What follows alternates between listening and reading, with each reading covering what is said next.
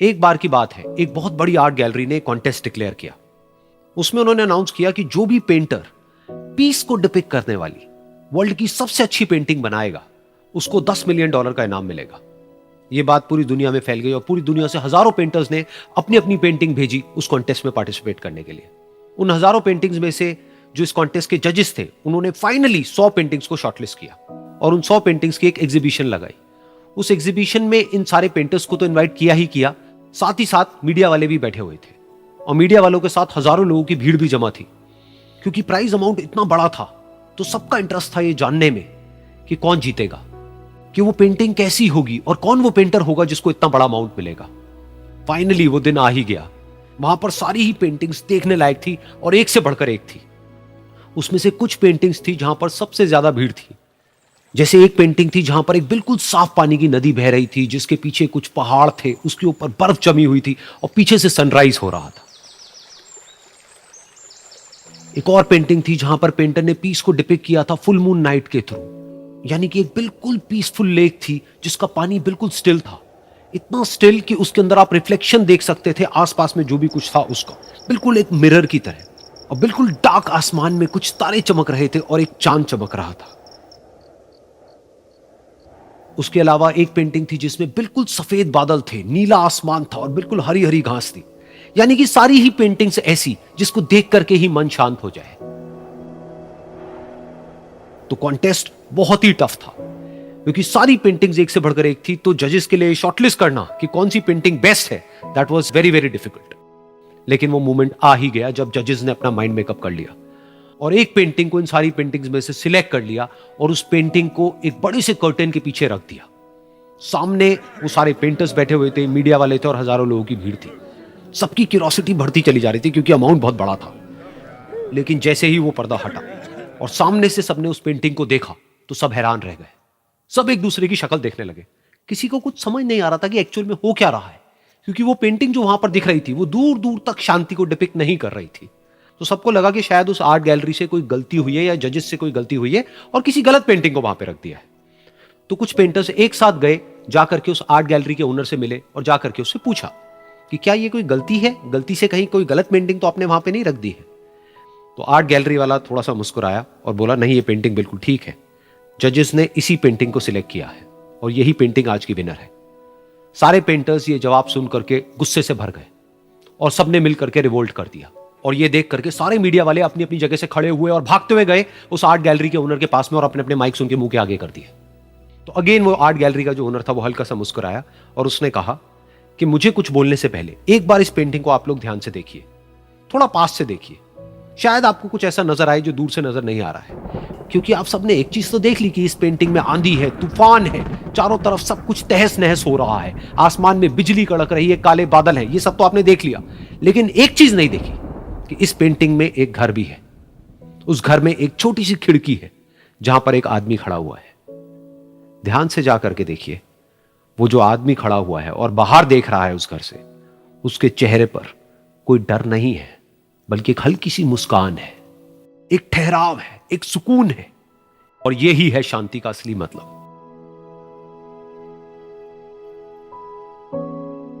यानी कि शांति का मतलब यह नहीं है कि हमारे बाहर सब कुछ शांत है और फिर हम शांत हैं, क्योंकि वो टेम्पररी है। असली शांति का मतलब यह है कि हमारे बाहर चाहे जो कुछ भी हो रहा हो, हम अंदर से पूरी तरह से शांत हैं, हमारा मन शांत है।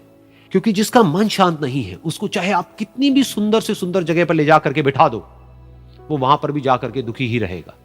लेकिन दूसरी तरफ से जिसका मन शांत है, उसके बाहर चाहे कुछ भी हो रहा हो, चाहे मौसम कैसा भी हो, चाहे उसके आसपास में सब कुछ तहस नहस हो रहा हो, तूफान हो, लेकिन वो अंदर से बिल्कुल शांत रहेगा।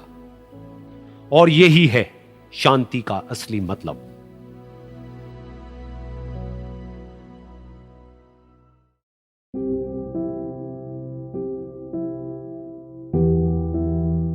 एक बार की बात है, एक छोटे से गांव में एक आदमी रहता था। उसके घर के पास में एक पहाड़ था जहां पर वो रोज सुबह जाता, उस पहाड़ पर थोड़ी देर के लिए वो बैठता, फिर वापस आ जाता। तो रोज की तरह वो सुबह सुबह जा रहा था।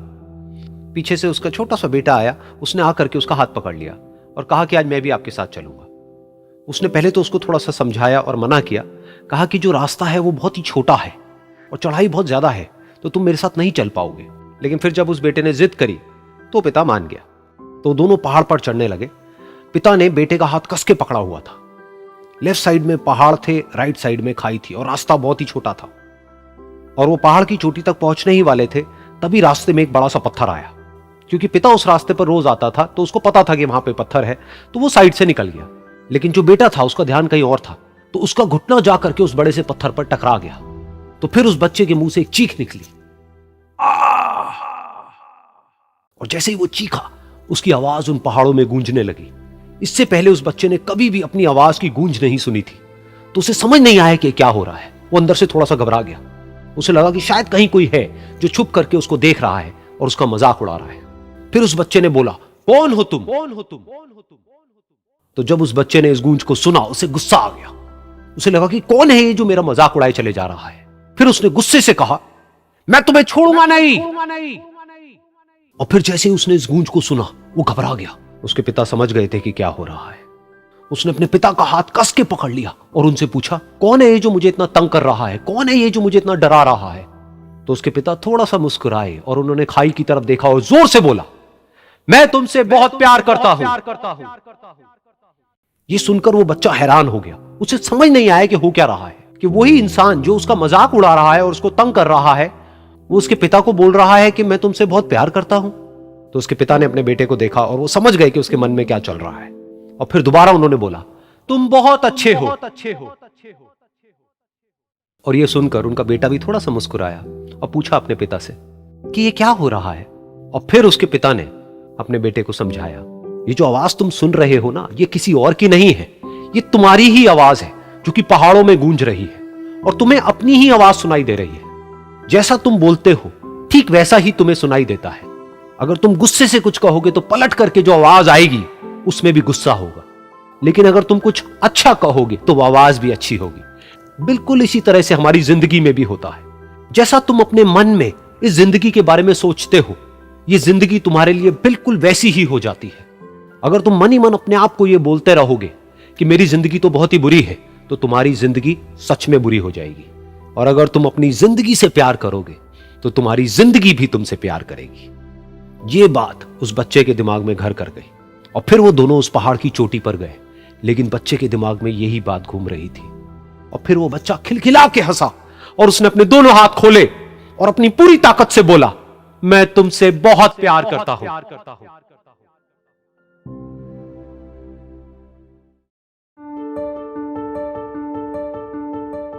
एक बार की बात है, एक बहुत बड़ा नेता एक साधु के छोटे से आश्रम में गया, क्योंकि उसने बहुत सुना था उस साधु के बारे में और उसके मन में आया कि मैं एक बार जाकर के देखता हूं कि लोग इतनी तारीफ क्यों करते हैं उसकी।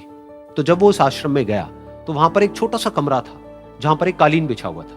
वहां पर कुछ लोग बैठे हुए थे नीचे और साधु जी सामने बैठे हुए थे। कुछ सवाल जवाब चल रहा था। तो जैसे ही वो अंदर गया, वो अकेला नहीं था, उसके साथ में 4 बॉडीगार्ड्स भी थे। और उसको ये आदत थी कि जहां पर भी वो जाता था लोग अपनी जगह से खड़े हो जाते थे, उसकी तरफ देखते थे, हाथ जोड़ते थे, अपना सर झुकाते थे। लेकिन यहां पर ऐसा कुछ भी नहीं हुआ। साधु ने उसकी तरफ देखा तक नहीं, क्योंकि वो साधु किसी के सवाल का जवाब दे रहे थे। लेकिन नेता को इस बात पे गुस्सा आ गया। नेता को लगा कि ये मेरी बेइज्जती है। तो उस नेता ने साधु की बात को बीच में ही काटते हुए थोड़ा गुस्से से कहा, मैं आपसे कुछ कहना चाहता हूं। साधु ने उसकी तरफ देखा और बोले, आप थोड़ी देर रुकिए, पहले मैं इनके सवाल का जवाब दे लूं, उसके बाद में मैं आपसे बात करूंगा। तब तक अगर आप चाहें तो आप बैठ सकते हैं। बस साधु का इतना कहने की देर थी। नेता का चेहरा गुस्से से लाल हो गया और फिर उसने अपना सारा गुस्सा उस साधु के ऊपर निकाल दिया। अभी तक वो नेता बहुत ही तमीज से बात कर रहा था, यानी कि आप कह करके बात कर रहा था। अब वो तू तड़ाक पे उतर आया।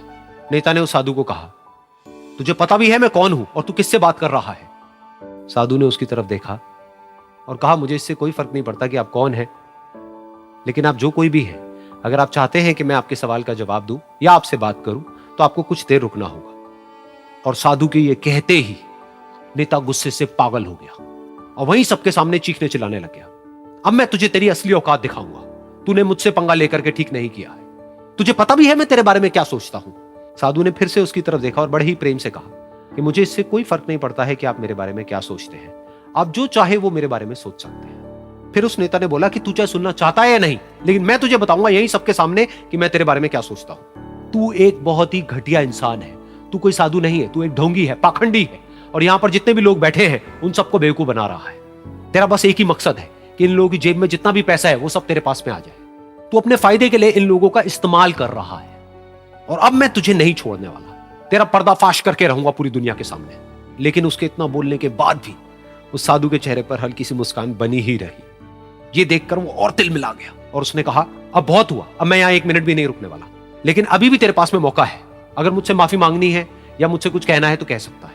इतना सब होने के बाद भी साधु बिल्कुल शांत था और उनके चेहरे पर एक मुस्कान थी।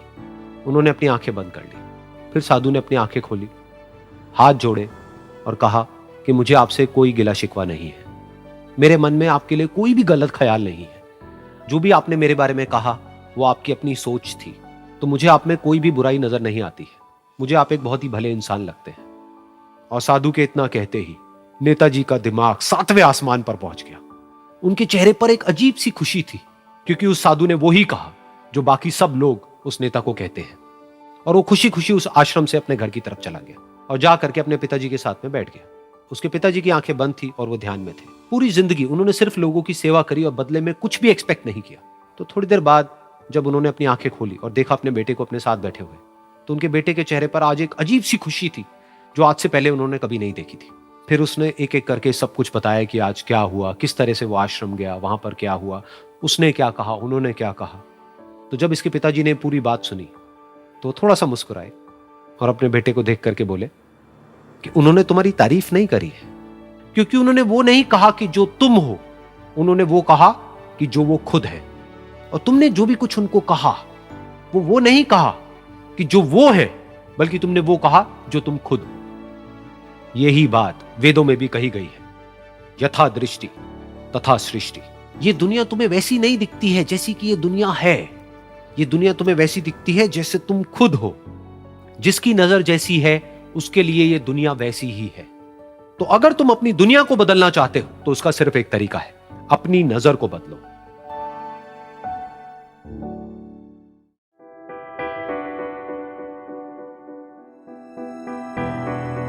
ये कहानी है एक छोटी सी बच्ची की जिसको बहुत गुस्सा आता था, बात बात पे गुस्सा आता था। और जब उसको गुस्सा आता था तो वो ये नहीं देखती थी कि उसके सामने कौन है, और जो उसके मन में आता था वो सब बोल देती थी। कई कई बार तो वो कुछ चीजें उठाती और जमीन पे फेंकती और तोड़ देती। तो उसके माँ बाप बहुत परेशान हो गए, उनको समझ नहीं आ रहा था कि वो क्या करें। उन्होंने बहुत कोशिश करी उस बच्ची को समझाने की अलग अलग तरीके से, लेकिन वो बच्ची समझ ही नहीं रही थी। फिर एक दिन उसकी माँ ने उसकी ट्यूशन टीचर से बात करी, क्योंकि ट्यूशन टीचर ही एक ऐसी थी जिसकी कि वो बात सुनती थी। तो उसकी टीचर ने उसकी माँ की सारी बातों को सुना और उनको बोला कि आप चिंता मत करो, आने वाले कुछ दिनों के अंदर अंदर ही इस बच्ची का गुस्सा पूरी तरीके से खत्म हो जाएगा। उसकी माँ को समझ नहीं आया, लेकिन फिर भी उन्होंने कहा कि कोशिश करने में क्या जाता है। फिर उस दिन रोज की तरह जब वो टीचर आई और वो क्लास शुरू होने वाली थी, तो उसकी टीचर ने उस बच्ची से कहा कि आज हम पढ़ाई नहीं करेंगे, आज हम एक गेम खेलेंगे। तो बच्ची ये सुन करके बहुत खुश हो गई। फिर टीचर उस बच्ची के साथ में उस घर के पीछे एक दीवार के पास में जाकर के खड़ी हो गई, और उस टीचर ने उस बच्ची को कहा कि गेम ये है कि अब जब भी तुम्हें गुस्सा आए, तुम्हें कील लेनी है और यहां पर आकर के इस दीवार में गाड़ देनी है, थोड़ी सी, जितनी हो सके। फिर उस बच्ची ने टीचर से पूछा, लेकिन इससे क्या होगा?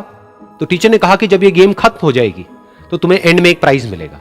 फिर उस बच्ची ने बिल्कुल वैसा ही किया जैसे कि उस टीचर ने कहा था, यानी कि अब उसको जब भी गुस्सा आता तो वो जाती और जा करके एक कील उस दीवार में गाड़ देती। तो जैसा कि उस लड़की को बहुत गुस्सा आता था, तो पहले ही दिन वहां पर 10 से ज्यादा कीलें गड़ गई। लेकिन उन कीलों को गाड़ने के लिए उसको बार बार पीछे जाना पड़ता और जा करके उस कील को गाड़ना पड़ता। तो उसके दिमाग में आया कि जितनी मेहनत मैं लगाती हूं उस कील को गाड़ने में, उससे कम मेहनत में मैं अपने गुस्से को कंट्रोल कर सकती हूं। अगले दिन 8 कीलें गड़ी, उसके अगले दिन 6, फिर 4, फिर 3, फिर 2, फिर 1। फिर एक ऐसा भी दिन आया जब एक भी बार उसको गुस्सा नहीं आया और एक भी कील उस दीवार में नहीं गड़ी, और वो बच्ची बहुत खुश हो गई। खुशी खुशी वो अपनी टीचर के पास में गई और जाकर के उनको बताया कि देखो मैम, आज मैंने एक भी कील उस दीवार में नहीं गाड़ी है, क्योंकि मेरे को एक बार भी गुस्सा नहीं आया है। तो मैम ने उसको थोड़ी सी शाबाशी दी और मैम उसके साथ में उस दीवार के सामने जाकर के खड़ी हो गई।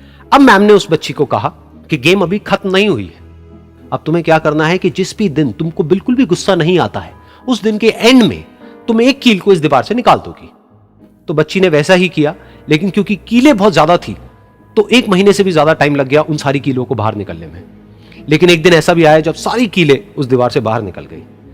फिर वो बच्ची बहुत ही खुश होकर के अपनी टीचर के पास में गई और जाकर के बोला कि अब उस दीवार में एक भी कील नहीं है। तो उसकी टीचर उस बच्ची के साथ में उस दीवार के सामने जाकर के खड़ी हुई। उसने देखा कि एक भी कील नहीं है दीवार में। फिर उसको उसकी एक फेवरेट चॉकलेट गिफ्ट करी और बोला कि तुम इस प्राइज को जीत गई हो। बच्ची बहुत ही खुश हो गई। फिर टीचर ने उस बच्ची से पूछा कि क्या तुमको इस दीवार में कुछ नजर आ रहा है? तो बच्ची ने कहा, नहीं मैम, इसमें तो कुछ भी नहीं है, सारी कीलें निकल चुकी हैं। तो उस टीचर ने कहा, एक बार ध्यान से देखो, शायद कुछ नजर आए। तो उस बच्ची ने दोबारा देखा और कहा, वो जो कीलें मैंने गाड़ी थी उसके कुछ निशान मुझे नजर आ रहे हैं दीवार में। जब बच्ची ने ये देख लिया, फिर उसकी मैम ने उस बच्ची को कहा, जैसे तुमने इस दीवार में कील गाड़ी और अब तुम उस कील को तो निकाल सकती हो लेकिन उसके निशान को नहीं मिटा सकती, ठीक इसी तरह से होता है जब तुम गुस्सा करती हो। जब तुम गुस्सा करती हो अपने माँ बाप पे या किसी पे भी, तो उनके दिल पर चोट लगती है, उनको दर्द होता है और वहां पर एक निशान रह जाता है। उस निशान को तुम चाह करके भी हटा नहीं सकती, फिर चाहे तुम उनसे जितना मर्जी माफी मांग लो। ये सुनकर बच्ची को अपनी गलती का एहसास हुआ और वो रोने लगी और वो भागती हुई गई और अपनी माँ के पास में जाकर के उनसे गले लग गई और अपनी माँ को बोली कि मम्मा, मैं आज के बाद कभी गुस्सा नहीं करूंगी, मुझे समझ आ गया है मैंने क्या गलती करी। और उस दिन के बाद उस बच्ची ने कभी गुस्सा नहीं किया।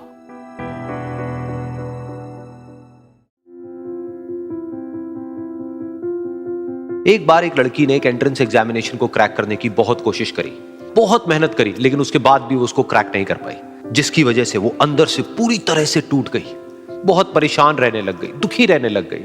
उसके पिता से अपनी बेटी की यह हालत देखी नहीं गई। फिर उन्होंने एक दिन अपनी बेटी को बुलाया और उन्होंने अपनी बेटी को कहा कि तुम मेरे साथ एक बार किचन में चलो, मुझे तुम्हें कुछ दिखाना है। किचन में पहले से ही उन्होंने गैस स्टोव के ऊपर 3 बोल रखे हुए थे। फिर उन्होंने उन तीनों बोल्स के अंदर पानी भरा, एक के अंदर कुछ आलू डाले, एक के अंदर कुछ अंडे और एक के अंदर कॉफी बीन्स, और उसको उबलने के लिए छोड़ दिया। उसके बाद में 5 मिनट हो गए, 10 मिनट हो गए, 20 मिनट हो गए और वो वहां पर खड़े रहे अपनी बेटी के साथ में और उसको देखते रहे।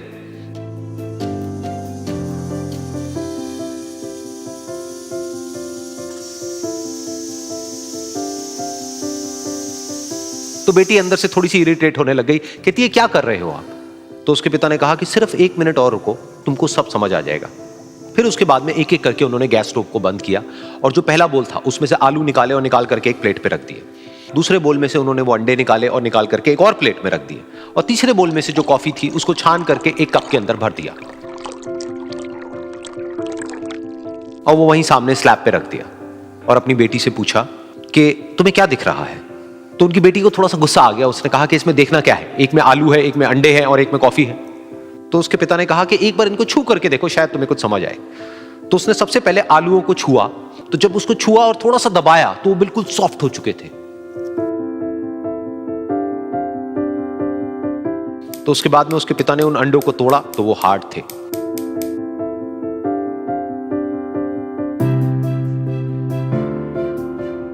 और फिर उसके पिता ने वो कॉफी वाला कप उठाया और अपनी बेटी को कहा कि एक बार इसको सूंघ करके देखो। तो जब उनकी बेटी ने उस कॉफी को सूंघा तो उसके चेहरे पर एक स्माइल आ गई। फिर उसके पिता ने अपनी बेटी को कहा कि तुमने ध्यान से देखा कि क्या हुआ यहां पर? ये तीनों ही बिल्कुल एक ही सिचुएशन में गए, लेकिन तीनों ने अलग अलग तरीके से रिस्पॉन्ड किया। तो पहला यानी कि आलू, जब हमने उसको उस पानी में डाला था उससे पहले वो बहुत ही हार्ड थे और स्ट्रांग थे, लेकिन गर्म पानी में जाने के बाद में वो अंदर से बिल्कुल सॉफ्ट हो गए, यानी कि कमजोर पड़ गए। दूसरे थे अंडे, जो गर्म पानी में जाने से पहले अंदर से बिल्कुल ही कमजोर थे, लेकिन गर्म पानी में जाने के बाद वो अंदर से स्ट्रांग हो गए। तीसरी थी कॉफी, जिसने कुछ ऐसा किया जो इन दोनों से बिल्कुल अलग था, यानी कि उसने उस गर्म पानी में जाने के बाद में खुद को नहीं बदला बल्कि उस पानी को ही बदल दिया। बिल्कुल इसी तरह से हमारी जिंदगी में भी होता है। तुम्हारे ऊपर है कि तुमको इन तीनों में से क्या बनना है। एक, आलू के जैसा, यानी कि जब तुम्हारी जिंदगी में कोई मुश्किल आए तो तुम अंदर से पूरी तरह से टूट जाओ, यानी कि कमजोर पड़ जाओ। दूसरा, अंडे के जैसा, यानी कि जैसे ही तुम्हारी जिंदगी में कुछ मुश्किलें आए, वो मुश्किलें तुमको अंदर से तोड़े नहीं बल्कि तुम अंदर से और स्ट्रांग हो जाओ। या फिर तीसरा, यानी कि कॉफी के जैसा, मतलब कि जब तुम्हारी जिंदगी में कुछ मुश्किलें आए तो तुम ना सिर्फ उन मुश्किलों का डट करके सामना करो बल्कि अपनी जिंदगी को ही बदल दो।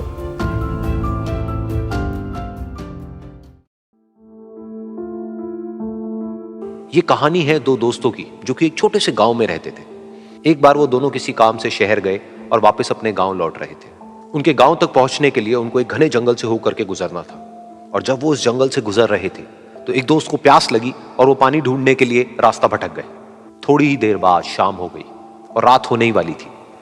तो उन दोनों की नजर एक गुफा पे पड़ी जो कि पेड़ों से घिरी हुई थी चारों तरफ से। तो उन्होंने सोचा कि यही जगह ठीक है रात बिताने के लिए। तो दोनों ने कुछ लकड़ियां इकट्ठी करी, उस गुफा के अंदर गए और आग जला करके वहां पे बैठ गए। रात का वक्त था, गुफा के अंदर आग जल रही थी, बाहर बिल्कुल अंधेरा था और कुछ जानवरों की आवाजें आ रही थी। तो उन दोनों में से जो एक दोस्त था वो अंदर ही अंदर डरने लगा, क्योंकि उसने भूत प्रेतों की बहुत कहानियां सुनी थी कि रात के वक्त जंगल में कुछ भयानक आत्माएं भटकती हैं और अगर उनको कोई ऐसा भटका हुआ आदमी मिल जाए तो उसको नहीं छोड़ती। तो जब उसने भूत प्रेतों की बात अपने दोस्त से करी तो उसके दोस्त ने हंसते हुए उससे पूछा, क्या कभी तूने किसी भूत को देखा है? तो उसने कहा, नहीं मैंने तो नहीं देखा, लेकिन मेरे कुछ जान पहचान के लोग हैं जिन्होंने देखा है। तो उसके दोस्त ने उसको समझाने की बहुत कोशिश करी कि यार ऐसी सुनी सुनाई बातों पर विश्वास नहीं करते हैं, अब तू सो जा और मुझे भी सोने दे, मुझे नींद आ रही है। और इतना कह करके उसका दोस्त वहीं पर लेट गया और थोड़ी देर में सो गया। लेकिन वो जो अंदर से डरा हुआ था वो लेट तो गया, लेकिन उसको नींद नहीं आ रही थी। उसको लग रहा था कि शायद यहां पर कहीं कोई है जो छुप करके कहीं से उसको देख रहा है। उस आग की वजह से कुछ परछाइयां बन रही थी वहां पर पत्थरों पर, तो उन परछाइयों को देख करके भी वो डर रहा था। फिर कुछ घंटे तक ऐसे ही चलता रहा। फिर उसके बाद में क्योंकि वो थका हुआ था तो उसको नींद आ गई। लेकिन नींद आने के कुछ देर बाद ही उसको एक सपना आया। सपने में उसको एक बहुत ही भयानक परछाई उसकी तरफ बढ़ती हुई नजर आई। अब जैसे जैसे वो अंदर से डरता चला जा रहा था, वो परछाई उसके और पास आती चली जा रही थी और बड़ी होती चली जा रही थी। और उस परछाई में एक हाथ उसको नजर आया जिसके बड़े बड़े नाखून थे, और वो हाथ उसकी तरफ बढ़ता चला गया और उसके गले तक पहुंचने ही वाला था कि तभी वो डर करके एकदम से उठा। फिर उसने अपने दोस्त की तरफ देखा जो कि सो रहा था, उसको पकड़ करके जोर से उठाया। फिर उसने अपने दोस्त को बताया कि उसके साथ में क्या हुआ। तो उसका दोस्त फिर हंसने लगा। फिर उसके दोस्त ने उसको कहा, अब अगर दोबारा से तुझे वो परछाई दिखे तो तू वही कहियो जो मैं तुझे कह रहा हूं कहने के लिए, फिर देखते हैं वो परछाई तेरा क्या करती है। तुझे अपने अंदर ही अंदर बोलना है, मैं तुझसे नहीं डरता, सामने आ। तो उसके दोस्त ने वैसा ही किया। थोड़ी देर बाद दोबारा से उसको सपने में वही परछाई नजर आई और वो परछाई धीरे धीरे उसकी तरफ बढ़ने लगी। लेकिन इस बार वो उस परछाई से डरा नहीं, बल्कि अपनी पूरी हिम्मत जुटा करके उसने वो ही कहा, मैं तुझसे नहीं डरता, सामने आ। मैं तुझसे नहीं डरता, सामने आ। मैं तुझसे नहीं डरता, सामने आ। जैसे जैसे वो ये बोलने लगा, वो परछाई छोटी होने लगी और उससे दूर होने लगी। वो बोलता रहा, वो परछाई छोटी होती रही और धीरे धीरे वो परछाई दिखनी बंद हो गई। बिल्कुल ऐसा ही हमारी जिंदगी में भी होता है। हमारे अंदर जितने भी डर है, उससे हम जितना डरते हैं हम उतना ही छोटे होते चले जाते हैं और वो डर उतने ही बड़े होते चले जाते हैं। लेकिन अगर हम अपने अंदर के डरों से नहीं डरते हैं और उसका सामना करते हैं तो दुनिया का ऐसा कोई भी डर नहीं है जो कि हमें डरा पाए।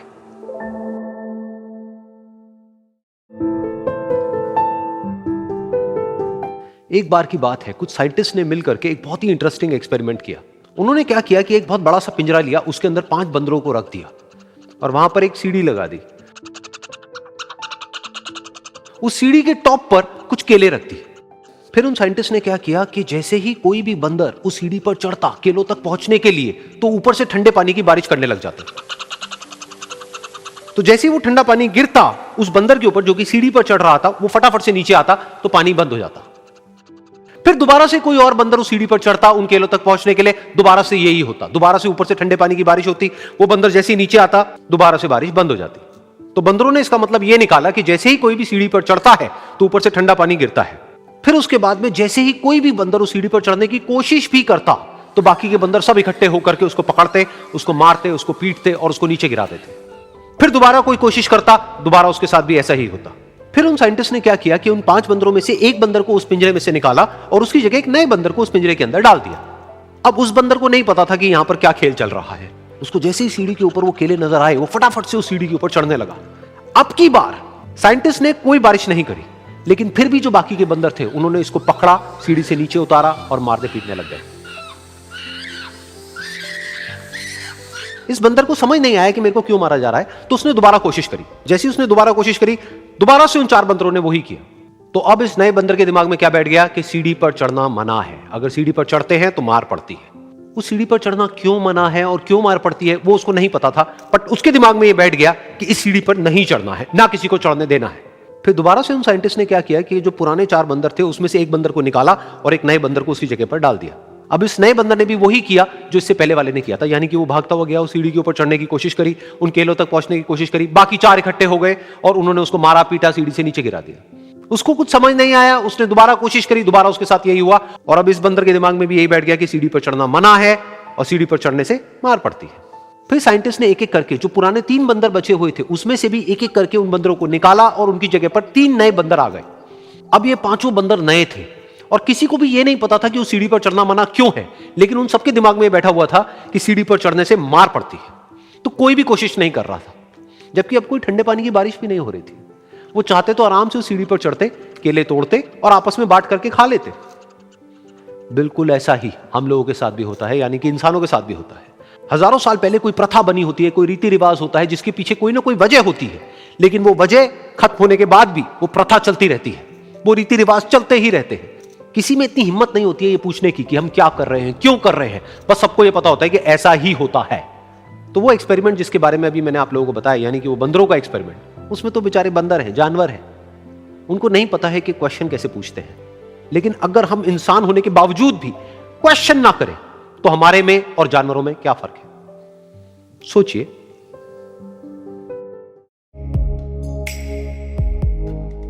एक छोटा सा गांव था, वहां पर एक आदमी पहाड़ पर पत्थर तोड़ने का काम करता था। उसको अपनी जिंदगी से कोई गिला शिकवा नहीं था। पूरा दिन वो काम करता, मेहनत करता, दिन के एंड में जो थोड़ा बहुत पैसा मिलता वो जा करके अपने परिवार के साथ में थोड़ा सा टाइम स्पेंड करता और चैन से सो जाता। तो एक दिन रोज की तरह वो अपना काम खत्म करके अपने घर की तरफ जा रहा था, तो रास्ते में चलते चलते उसके मन में ख्याल आया कि ये भी कोई जिंदगी है कि सुबह से शाम तक मैं पत्थर तोड़ने का काम करता हूं और एंड में मेरे को थोड़े से पैसे मिलते हैं, जिसमें मुश्किल से मेरा और मेरे परिवार का गुजारा हो पाता है। काश कुछ ऐसा हो जाए कि कहीं से मुझे कोई ऐसी शक्ति मिल जाए कि जो भी मैं चाहता हूं वो सच हो जाए। वो अपने घर पर गया, उसने खाना खाया, लेकिन उसका ध्यान खाने की तरफ नहीं था, उसके दिमाग में यही ख्याल चल रहा था। उसके बाद में वो यही सोचते सोचते सो गया। फिर नींद आने के कुछ देर बाद उसको एक सपना आया। सपने में उसने देखा कि रोज की तरह वो अपना काम खत्म करके अपने घर लौट रहा था। रास्ते में उसने एक बहुत ही बड़ा घर देखा और उसके मन में आया कि काश ये घर मेरा होता और मैं इसका मालिक होता। और उसके ये सोचते ही वो उस घर का मालिक बन गया। उसको यकीन ही नहीं हो रहा था कि जो उसने सोचा वो बन चुका है। लेकिन उसकी खुशी ज्यादा देर नहीं टिक पाई, क्योंकि उसको एकदम से एक शोर सुनाई दिया। उसने अपने घर के बाहर देखा कि एक बहुत बड़ी रैली निकल रही है, जिसमें बीचों बीच एक पॉलिटिशियन है जो ऐसे ऐसे हाथ हिला रहा है, और वहां पर जितने भी लोग खड़े थे सब उसके नाम के नारे लगा रहे थे, उसके आगे हाथ जोड़ करके खड़े थे, सब उसको देखने के लिए तड़प रहे थे। तब उसको यह एहसास हुआ कि मैं कितना छोटा हूं उसके आगे। और फिर उसके अंदर से एक ख्याल उठा कि काश मैं ये पॉलिटिशियन होता और मेरे पास भी इतनी ही पावर होती जितनी कि इसके पास में है। बस उसका इतना सा सोचने की देर थी, वो पॉलिटिशियन बन गया। उसकी खुशी का ठिकाना नहीं था, क्योंकि उसके आसपास में हजारों लोगों की भीड़ थी और सब उसको देखने के लिए तरस रहे थे, तड़प रहे थे। लेकिन उसकी ये खुशी भी ज्यादा देर नहीं टिक पाई। धूप बहुत ही तेज थी और उस पॉलिटिशियन को आदत नहीं थी इतनी गर्मी में रहने की, तो उस धूप की वजह से उसको चक्कर आ गए और वो बेहोश होकर के गिर गया। फिर उसको एहसास हुआ कि ये पॉलिटिशियन सबसे ताकतवर नहीं है, ये जो सूरज है ये सबसे ताकतवर है। और उसके मन में आया कि काश मैं ये सूरज बन जाऊं तो मेरे आगे कोई नहीं टिक पाएगा। और उसका इतना सा सोचने की देर थी और वो सूरज बन गया और वो खुशी से पागल हो गया, क्योंकि पूरी दुनिया को वो ही रोशन कर रहा था और पूरी दुनिया में ऐसा कोई नहीं था जो कि उसकी रोशनी को रोक सके। लेकिन उसकी ये खुशी भी ज्यादा देर टिक नहीं पाई, क्योंकि कुछ ही देर बाद आसमान में कुछ काले बादल आए जिन्होंने कि उस सूरज की रोशनी को रोक दिया। फिर उसको यह एहसास हुआ कि इस दुनिया में ऐसा भी कोई है जिसमें दम है उसकी रोशनी को रोकने का। और उसके मन में एक ख्याल उठा कि काश मैं वो बादल बन जाऊं। और वो बादल बन गया और आसमान में उड़ने लगा। उसको ऐसा लगा कि मैं आसमान में उड़ रहा हूं और अब मैं जहां चाहे वहां जा सकता हूं। लेकिन कुछ देर बाद वहां पर एक बहुत तेज हवा का झोंका आया जो कि उन बादलों को उड़ा करके ले गया। अब फिर उसे ये समझ आया कि ये जो बादल हैं वो सूरज की रोशनी को तो रोक सकते हैं, लेकिन हवा को नहीं रोक सकते। ये हवा उनको बहा करके ले जाती है। फिर उसके मन में आया कि काश मैं ये हवा बन जाऊं, और वो हवा बन गया। हवा बनने के बाद में उसको अपने अंदर एक अलग ही ऊर्जा का अनुभव हुआ। वो चाहे तो आराम से बहता और चाहे तो आंधी बन करके, तूफान बन करके, जिसको भी चाहे उड़ा करके ले जाता। उसको ये विश्वास होने ही लगा था कि इस दुनिया में सबसे ज्यादा शक्तिशाली मैं हूं। लेकिन तभी उसके सामने आया एक पहाड़। उसने अपनी पूरी ताकत लगा दी, लेकिन उस पहाड़ को वो इतना सा भी नहीं हिला पाया। तब उसको यह एहसास हुआ कि इस दुनिया में कोई है जो हवा से भी ज्यादा शक्तिशाली है, जिसमें दम है उस हवा को रोकने का। फिर उसके मन में आया कि काश मैं ये पहाड़ होता, और वो पहाड़ बन गया। लेकिन हर बार की तरह इस बार भी उसकी खुशी ज्यादा देर तक नहीं टिक पाई। उसको एक जानी पहचानी सी आवाज सुनाई दी और साथ ही साथ उसको दर्द होने लगा, जैसे कि कोई है जो उसको तोड़ रहा है, उसको मार रहा है। तो दर्द से वो चीखने लगा और उसके मन में आया कि काश मैं वो बन जाऊं, क्योंकि इस पहाड़ को तोड़ने का दम रखता है। लेकिन इस बार उसकी ये ख्वाहिश पूरी नहीं हुई। वो रोने लगा, चीखने लगा, चिल्लाने लगा, उसने अपनी पूरी जान लगा दी, लेकिन इस बार वो नहीं बन पाया। उसका दर्द बढ़ता ही चला जा रहा था और दर्द की वजह से एकदम से उसकी नींद खुली और सामने शीशा था। उसने शीशे में देखा और उसको समझ आया कि सपने में मैं वो क्यों नहीं बन पा रहा था जो मैं बनना चाहता था, क्योंकि असलियत में मैं वो ही हूं।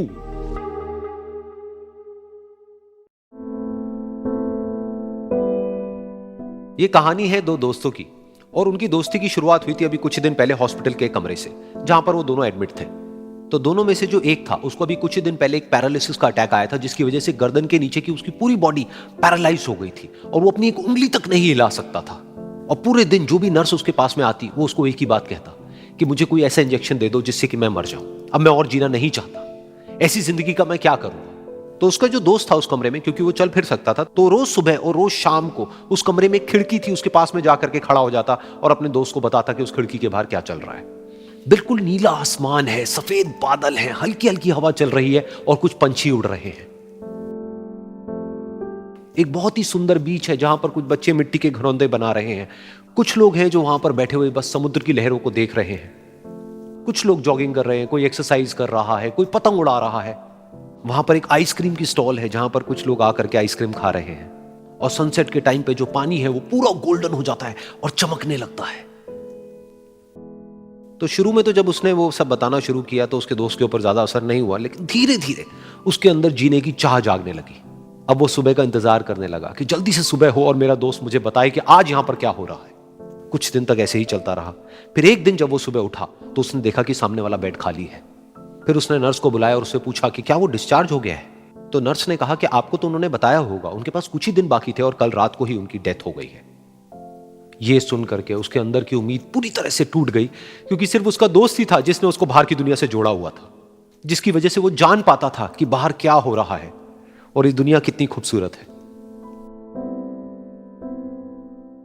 तो कुछ दिन तक तो वो रोता रहा और उसने जीने की चाह छोड़ दी। लेकिन दूसरी ही तरफ से उसके अंदर कहीं ना कहीं एक नई चाह पैदा हुई कि काश मरने से पहले एक बार मैं खुद अपनी आंखों से देखूं इस खिड़की के बाहर कि दुनिया कैसी है। जैसे जैसे उसकी ये चाह बढ़ने लगी, उसको अपने अंदर एक अजीब सी एनर्जी महसूस होने लगी। और फिर एक दिन उसने अपनी पूरी ताकत लगा दी और किसी तरीके से वो बेड से नीचे गिरा और पकड़ पकड़ करके किसी तरह से उस खिड़की तक पहुंचा। फिर उस खिड़की को पकड़ करके वो खड़ा हुआ और खिड़की के बाहर देख लिया। लेकिन खिड़की के बाहर देखते ही वो गुस्से से भर गया। उसने जोर से नर्स को आवाज लगाई और जैसे ही नर्स आई उसने नर्स से पूछा, ये तुमने क्या किया, ये खिड़की के बाहर काली दीवार क्यों खड़ी कर दी। तो नर्स को समझ नहीं आया वो क्या बोल रहा है और वो बोली कि मुझे 5 साल हो गए हैं यहां पर, जब से मैं आई हूं तब से तो ये काली दीवार यहां पर है। तब जाकर के उसको समझ आया कि उसका वो दोस्त उससे झूठ बोल रहा था। और उसने नर्स से पूछा, अगर ये काली दीवार पिछले 5 साल से यहां पर है तो मेरे दोस्त ने मुझसे झूठ क्यों कहा। तो नर्स थोड़ा सा मुस्कुराई और बोली कि मैं ये तो नहीं जानती कि उन्होंने आपसे झूठ क्यों कहा, लेकिन मैं इतना जरूर जानती हूं कि जो भी कुछ उन्होंने आपसे कहा उसी वजह से आप अभी अपने पैरों पर खड़े हैं। तो इस कहानी से हमको यह सीखने को मिलता है कि जो हमारे शब्द हैं, जो हमारे वर्ड्स हैं, जो हम अपने मुंह से बाहर निकालते हैं, उसमें इतनी पावर है जिसकी कोई हद नहीं है। वो किसी आदमी को गिरा भी सकते हैं और उसको उठा भी सकते हैं। तो अब आपके ऊपर है कि आप अपनी इस पावर को यूज करते हो या मिस यूज करते हो।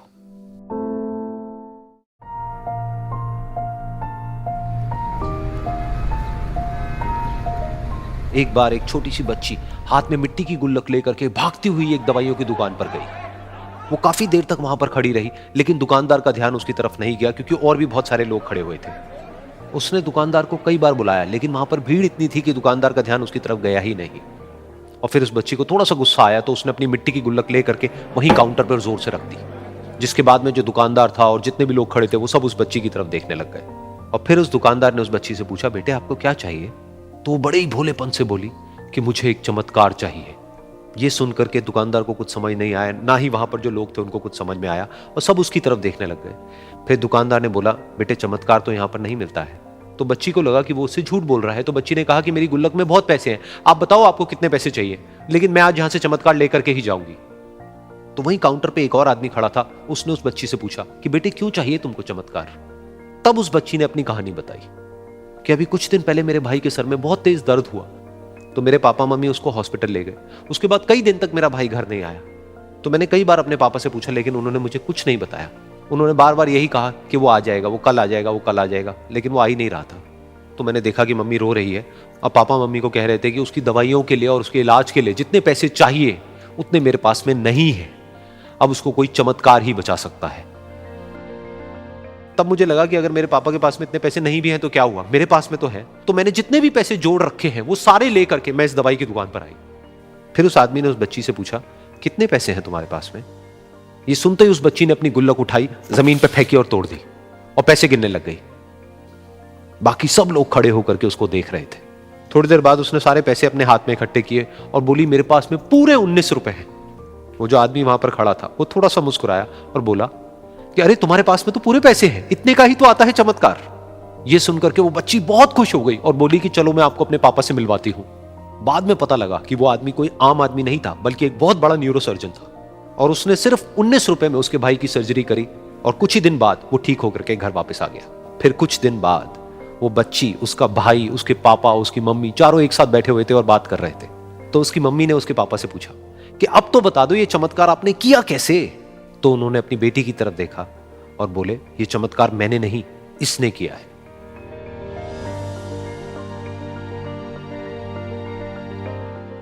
तो यहां पर एक बहुत बड़ी बात है जो हम उस छोटी सी बच्ची से सीख सकते हैं कि जिंदगी में कभी कभी ऐसा होता है कि हमको कोई रास्ता नजर नहीं आ रहा होता है और हम लोग हिम्मत हार जाते हैं। तब हमारे अंदर एक बच्चा होता है जो कोशिश करने से कभी भी पीछे नहीं हटता है। वो हार मानने को तैयार नहीं होता है क्योंकि उसको ना शब्द समझ नहीं आता है। वो बच्चा जिसके लिए कुछ भी नामुमकिन नहीं है, क्योंकि वो हर हाल में कोशिश करता ही रहता है।